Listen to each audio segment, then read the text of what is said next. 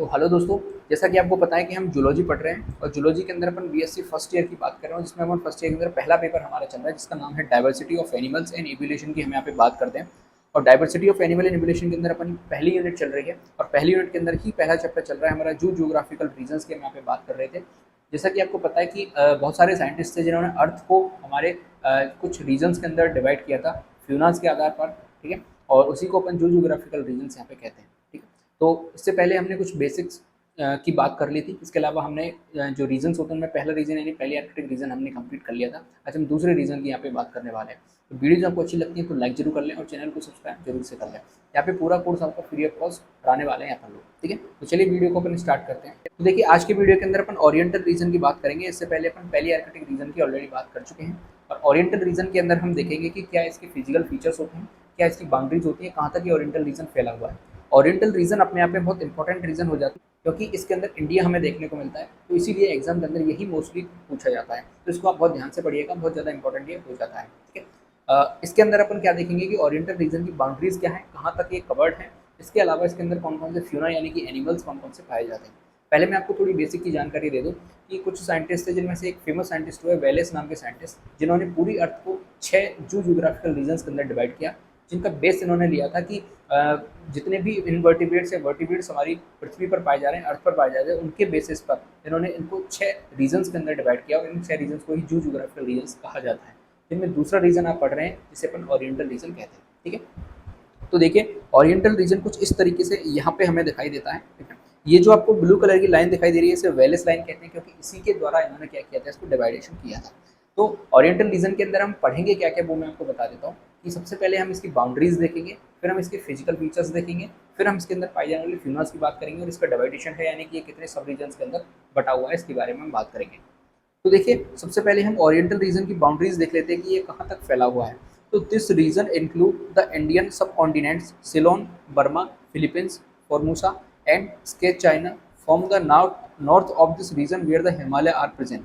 यानी कि इसके अंदर जो इंडियन सब कॉन्टिनेंट्स है यानी कि भारत जो उपमहाद्वीप है वो इसके अंदर पाया जाता है। इसके अलावा सिलोन, बर्मा, फिलीपींस और ऐसे देश इसके अंदर हमें देखने को मिलते हैं, यानी ये देश इसके अंदर इंक्लूडेड हैं। इसके अलावा इसके चाइना यानी चाइना का पोर्शन भी हमें देखने को मिलेगा और इसके जो नॉर्थ रीजन है, ठीक है, नॉर्थ रीजन के अंदर हमें हिमालय की जो माउंटेन्स हैं उनकी रेंज हमें देखने को मिलती है।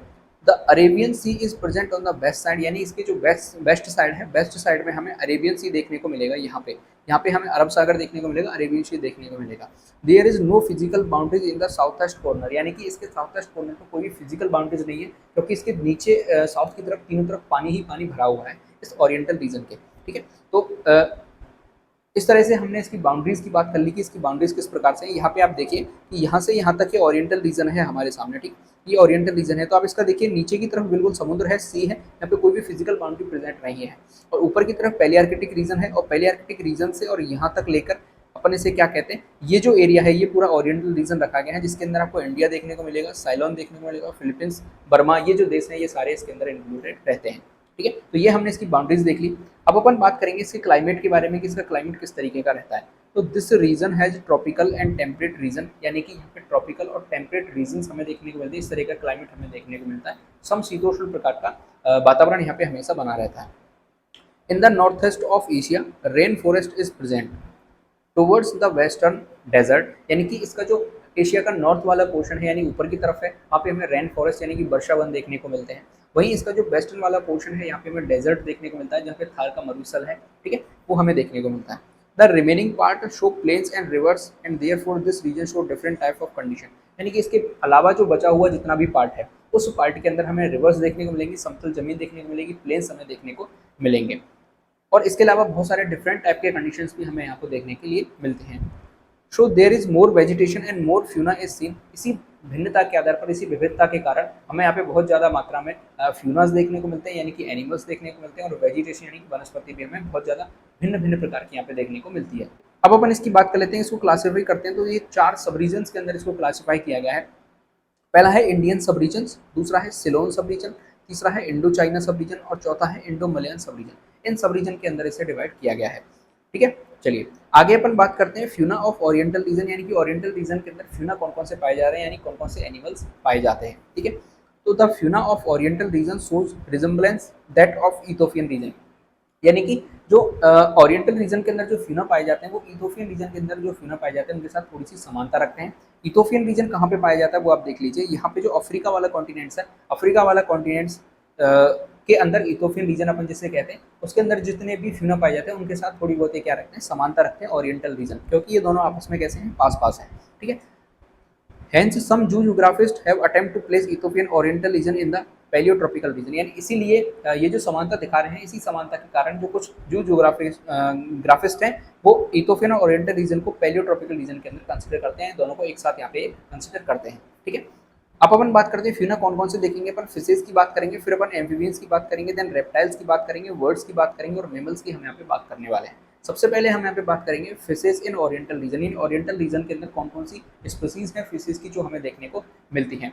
तो देखिए, fish fauna of oriental region will resemble that of Ethiopian region, यानी कि जो फिशेज हैं उनकी जो स्पीसीज हैं वो इथोपियन रीजन में पाई जाने वाली फिशेज से समानता रखती हैं, रिजेंबलेंस रखती हैं। ठीक है, oriental fish fauna is dominated bye carps and catfishes, यानी कि यदि डोमिनेंसी स्पीसीज की बात करें, फिश की बात करें हम कौन सी डोमिनेंट है, तो डोमिनेटेड रहती है कार्प्स जो फिशेस पाई जाती है, इसके अलावा जो कैट फिशेज हैं वो यहाँ पे डोमिनेटली यानी कि बहुत ज़्यादा मात्रा में पाई जाती है। ओरिएंटल रीजन की मैं बात करें तो ओरिएंटल रीजन में ये फिशेस ज़्यादा मात्रा में पाई जाती है। तो अब अपन की स्पीसीज की बात कर लेते हैं कौन कौन सी फिशेज हैं। तो पहली है आपकी नोटोप्टेरिडी। ठीक है, ये स्पीसीज की फिशेज यहाँ पे हमें देखने को मिलती हैं ओरिएंटल रीजन के अंदर। दूसरा है एनवेंटिकली, एनवेंटिकली स्पीसीज है, एनवेंटिकली स्पीसीज की फिशेज भी हमें देखने के लिए मिलती है। अगली स्पीसीज है सिग्नेथस, सिग्नेथस स्पीसीज की भी हमें फिशेज यहाँ पे देखने को मिलती है ओरिएंटल रीजन के अंदर। अगला है हमारे सामने सिप्सिल यूरिस्टेक नाम की जो स्पीसीज है, ये भी फिशेज हमें यहाँ पे देखने को मिलती है। तो ये चार फिशेज की ऐसी स्पीसीज हैं जो कि हमें ओरिएंटल रीजन के अंदर देखने को मिलती है। ये नाम आपको याद रखने हैं, पेपर के अंदर आपको लिखने भी होंगे, सिर्फ चार नाम आपको याद रखने हैं फिशेज के। ठीक है, आगे बढ़ते हैं। देखिए, amphibians of in oriental region, यानी कि अब अपन एम्फीबियंस की बात करेंगे कि ओरिएंटल रीजन के अंदर कौन कौन से एम्फीबियंस हमें देखने को मिलते हैं। तो tailed amphibians are very rare, यानी कि जिन एम्फीबियंस के अंदर टेल होती है वो हमें बहुत ही रेयरली देखने को मिलते हैं, वो यहाँ पे बहुत कम मात्रा में देखने को मिलते हैं। ओनली वन जीनस, एक जीनस ऐसा है जो कि इसको रिप्रेजेंट करता है, वो कौन सा है, क्लिप्टोट्रिरॉन वेरस्कस, ये स्पीसीज है, जीनस है जो कि यहाँ पे रहता है, रिप्रेजेंट करता है। इसके अलावा Anura and एपोडा amphibians are more, यानी कि एन्यूरा और एपोडा नाम के जो जीनस हैं इनके स्पीसीज या फिर हम कहें एम्फीबियंस हमें बहुत ज़्यादा यहाँ पे देखने को मिलते हैं। जिनमें हम बात करते हैं राना की स्पीसीज देखने को मिलती है जो कि सामान्य फ्रॉक हमें देखने को होता है। उसके अलावा हाइला, उसके अलावा रेकोफोरस, ये हमें देखने को मिलते हैं। इसके अलावा बिफो होता है जिसे टोड कहते हैं। इसके अलावा डिस्कोब्लास्टिडी मेंबर्स स्पीसीज के हमें देखने को मिलते हैं, इसके मेंबर हमें देखने को मिलते हैं। इसके अलावा इक्थियोफिस होता है जो कि यहाँ पे आपको पिक्चर के अंदर भी दिखाई दे रहा है। इसके अलावा यूरियोटाइफ्लस जो कि आपको यहाँ पे दिखाई दे रहा है। इसके अलावा जीनोपस, ये आपको दिखाई दे रहे हैं। आगे बढ़ते हैं, रेप्टाइल्स इन ओरिएंटल रीजन, यानी अब अपन रेप्टाइल्स की बात करते हैं कि ओरिएंटल रीजन के अंदर कौन कौन से रेप्टाइल्स हमें देखेंगे। तो many reptiles are seen in this region, यानी कि बहुत ज़्यादा रेप्टाइल्स हमें इस रीजन के अंदर देखने को मिलेंगे, जिसमें this fauna is dominated by lizard, snakes, turtle and crocodiles, यानी कि इसमें डोमिनेंसी की बात करें तो लिजार्ड यानी कि चप्पली देखने को मिलेंगी, स्नेक्स, टर्टल्स और क्रोकोडाइल्स हमें बहुत ज़्यादा मात्रा में रेप्टाइल्स के फॉर्म में देखने को मिलेंगे। इसके अलावा बात करते हैं तो गैविलिस हो गया आपका, गीको जिसे फ्लाइंग लिजार्ड कहते हैं जो उड़ने वाली छिपकली होती है। ठीक है, इसके बाद कैमिलियन की हम बात करते हैं जो कि रंग बदलने वाली छिपकली होती है। वेरसनस होता है जिसे इंडियन मॉन्स्टर लिजार्ड भी कहते हैं। ठीक है, गोहो जिसे हिंदी में कहते हैं। इसके अलावा पाइथन होता है, अजगर, टिफ्लोप्स हो गया आपका, टस्ट्यूरे हो गया, कोबरा हो गया, ये सारे के सारे रेप्टाइल्स हैं जो कि ओरिएंटल रीजन हमें देखने को मिलते हैं।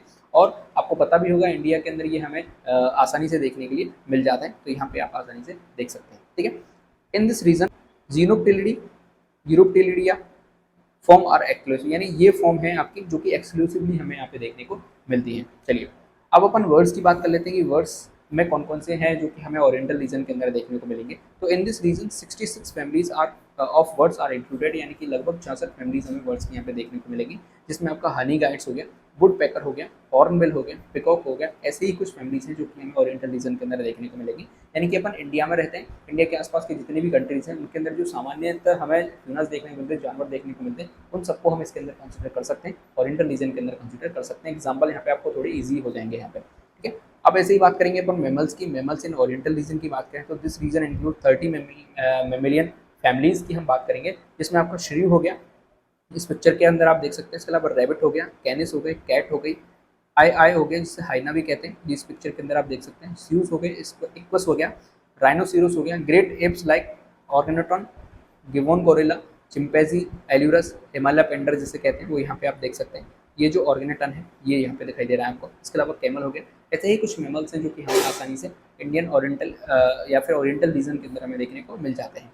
इन दिस रीजन ट्री श्रू, फ्लाइंग लेमरस, इंडियन विस्कोन्स आर एक्सक्लूसिव, यानी ये भी हमें देखने को मिल जाता है। तो इस तरीके से हमने आज ओरिएंटल रीजन की बात कर ली। उस ओरिएंटल रीजन के अंदर आपको लिखना क्या है, सबसे पहले आपको इसकी बाउंड्रीज लिखनी है, ठीक है। सबसे पहले आपको इसकी बाउंड्रीज लिखनी है, देन आपको इसका क्लाइमेट लिखना है, ठीक है। फिर आपको इसके फ्यूना के बारे में लिखना है, और लास्ट में आपको इसके जो सब रीजन्स हैं उसके बारे में लिखना है। इन 4 पॉइंट को लिखते ही आपका जो ओरिएंटल रीजन है वो कंप्लीट हो जाएगा और पूरे मार्क्स आपको यहाँ पे ये दे के जाएगा। इस तरीके से आप बीएससी के अंदर जो चीज़ें हैं आपको लिखनी होती हैं, आपको पता होगा थ्योरी का पेपर किस तरीके से आता है। तो वीडियो अच्छी लगी है तो लाइक जरूर करें, चैनल को सब्सक्राइब जरूर कर लें। देश से प्यार करें, माता पिता से प्यार करें। जय हिंद।